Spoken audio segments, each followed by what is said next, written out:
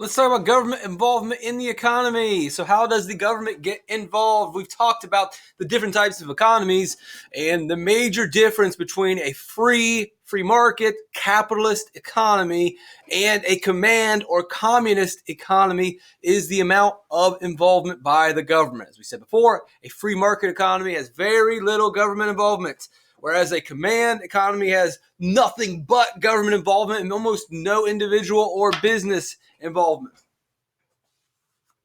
So let's get into that. Well, I messed around with my hat. Free markets, command, big difference is government involvement. Well, what kind of government involvement are we talking about? So, for example, in America, we are a mixed economy. That means we have some government involvement in the economy. And one example is our court system. Rewind back to Unit 2, Article 3, the Judiciary Act. We're talking about the different types of courts, but also the different type of law that we have in our courts. We have criminal law, where we deal with people breaking the law, which would be felonies, which are big crimes. And then we also have the small crimes, which are misdemeanors. But don't even worry about that. We're not talking about crime. We're talking about the other type of law that is involved in our court system, and that is civil law. That's disagreements between two parties, or for example, a disagreement between a customer and a business, or a disagreement between an employee and a boss. If they get into an argument, how do they resolve or settle their differences? That's where the government comes in and steps into the economy and saves the day. The government will listen to civil lawsuits, listen to the disagreement between the boss and the worker, or the McDonald's and the person who was poisoned. And they'll look at the evidence and decide who's right, who's wrong. Sometimes they'll shut a business down. Sometimes they'll rule that the business has to do a certain thing for the individual, or maybe the business was right, and then they'll make the individual pay for taking them to court. Whatever. Either way, the government gets involved and helps us figure out some of our problems. Contracts. You sign a contract. When you don't sign that contract, when you sign the contract and you stop making your payments to Verizon, well, Verizon's out of luck, man. They got you that phone and now you're refusing to pay it. Verizon just lost money. You got a phone and you're not paying anymore. Well, because of that contract, the government will listen to that contract and will enforce the law, make you pay it. They'll give Verizon the opportunity to fine you or find a way to compensate them for their losses. You can go to court for that because of the contract. The government will honor those. When you sign contracts between stuff that you buy, contracts signed between two individuals, the government will listen to those and honor those. If it wasn't for the government, think of it this way. Say there isn't a government, and you sign an agreement or a contract with someone. You say that you're going to pay your cell phone bill, and then you stop paying it. Well, how's Verizon going to get their money? Verizon's going to eventually go out of business if people aren't honoring their contract. Think of it this way. Say you sign a contract with somebody, you pay them $3,000 to build onto your house. You want them to build a porch. You sign a contract between that guy and you give him $3,000 and he never shows up. If there's no government involvement, then guess what? You just lost $3,000. But because we have a government, they can get involved, they can look at that contract, and they can get your money back. So that's an argument. I know I say a lot about, the big government getting involved. There's definitely a place for the government in the economy.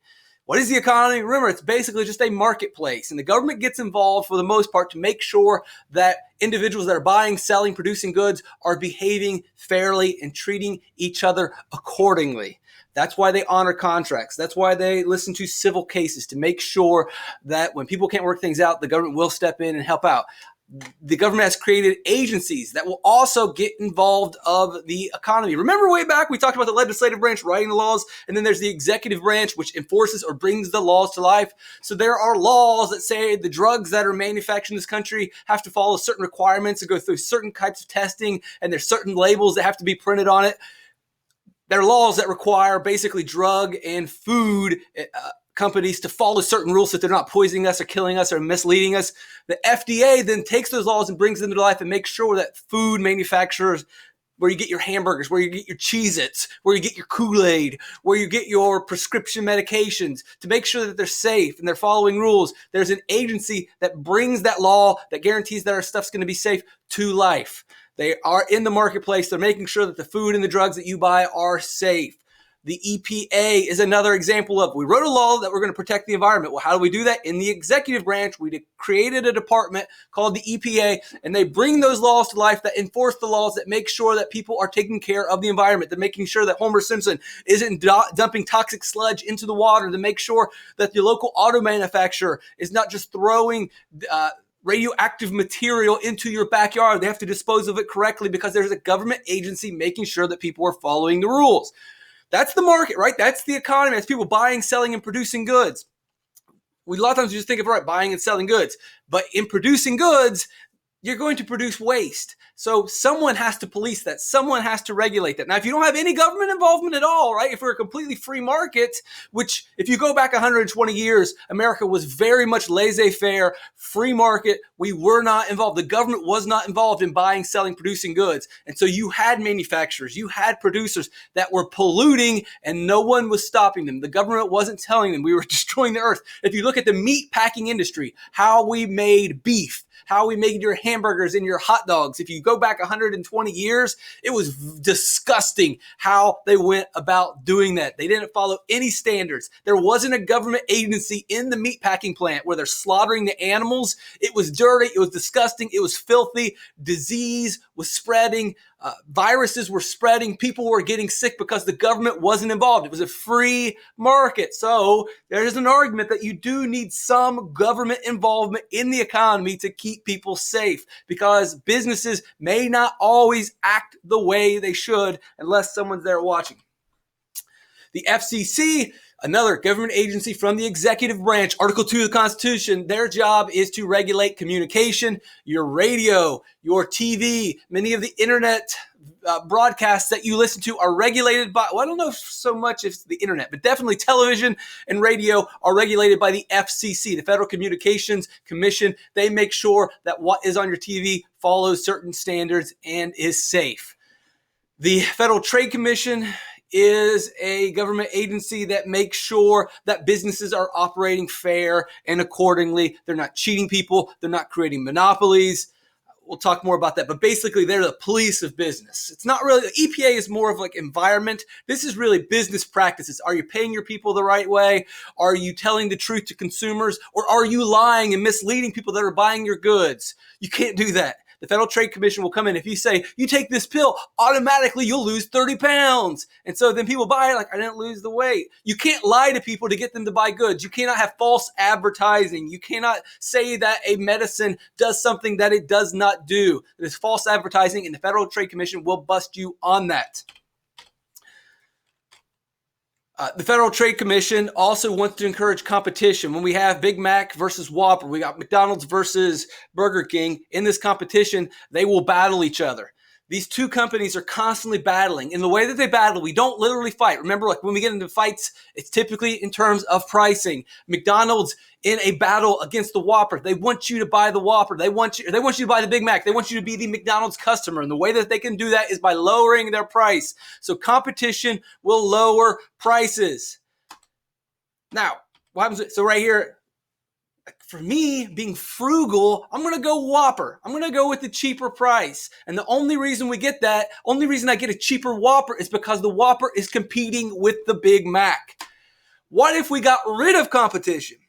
What if there was only the Big Mac? The Big Mac never had to worry about a Whopper going for a cheap price and undercutting it.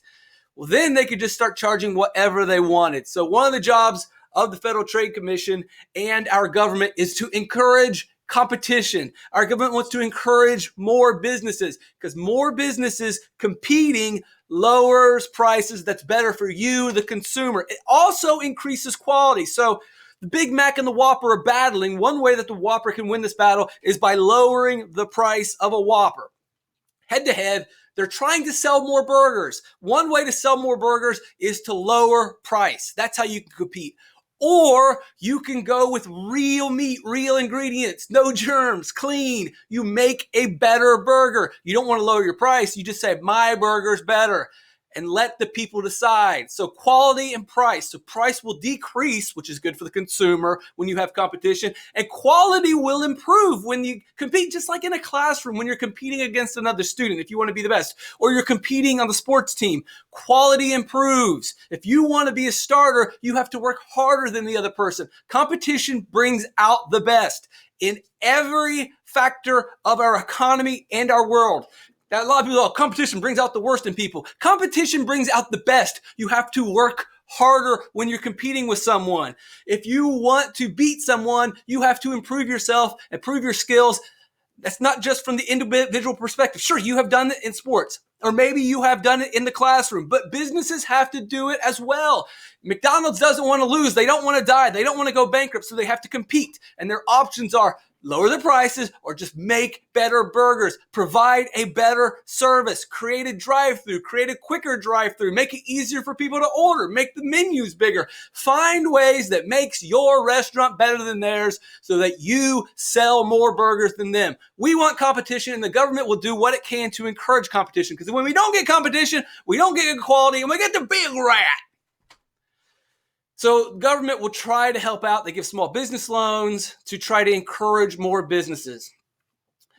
I'm not going to go too much more into that, but the government tries to either give small business loans or tries to create an economic environment where people feel confident to create new businesses, because new businesses create more competition. And more competition leads to better prices for the consumer, and it leads to better quality for the consumer. They also encourage global trade. Now, this is bad for the producers because this is bad for the producers. It is. A lot of this is bad for the producers because, look, Burger King had to lower their prices. That's not necessarily good for them. They don't really want to do that. McDonald's had to spend more money making better quality. But all of these things are good for the consumer. You get a better quality hamburger, you get a better price. And so let's increase competition even more by encouraging worldwide trade. It's not just burgers. We're going to buy goods not just from here. We're going to buy stuff from everywhere. We're going to compete with everywhere, not just our state, not just our nation, but the entire country. That means more and more sellers. That means more and more competition. That means lower prices for the consumer and better quality for the consumer. Also, we can get access to goods that we may not be able to produce or may not be able to produce efficiently and effectively. We can get oil from around the world. We can get coffee beans from around the world. We can get diamonds from around the world. So not only by participating in a global economy, which our government encourages us to do, this is how the government's getting involved. It's allowing us to trade with other nations. So allowing us to trade with other nations is creating more competition, which is lowering prices, and it is also increasing quality, but we can get access to goods that we could not access before. This is just a couple of those goods that we can get. We also have access to foreign markets. So not only can we bring in goods that we could not get before, which is good for the consumer, but we're going to help out the producers as well. We're going to help out the firms. Why? Our government is going to allow us to buy and sell goods with other countries. We can now sell cars to China. So before, you could only really sell cars to America, and there's only so many people here to buy cars. You can do well, but imagine if you could sell cars not only just to the people in the US, but you can also sell those cars to people in China. That's it. Government involvement. Next video.